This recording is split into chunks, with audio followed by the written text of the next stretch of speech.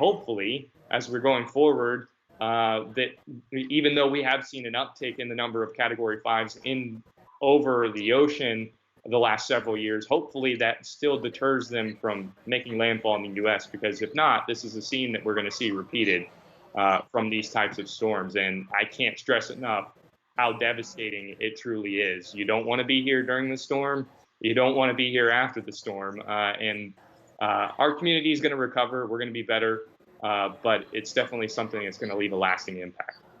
So you're talking about, a whole year later, and just 1 week ago, a school was replaced, and I'm sure that, or the roof was replaced on the school. I'm sure that that story is familiar and sounds the same for a lot of different folks up there in the Panhandle, that they're still trying to get roofs or still trying to get, whole new buildings. Is that just because there are so many people in need of help at this point?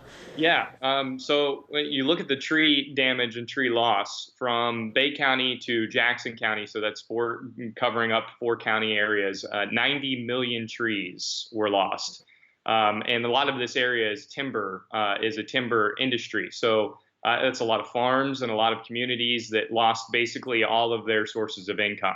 So now they're relying on insurances to come back and pay them for what they would have made in the future from their timber crop or what they would have profited off of. And obviously, one thing that is great is to have insurance. The other thing is to have insurance actually pay you after a storm. So mainly the problem has been is that people are battling with insurance companies to say, hey, yeah, wind did this damage, not water, or some other reason, structure failure during this storm. And you'd be surprised how many times I've heard that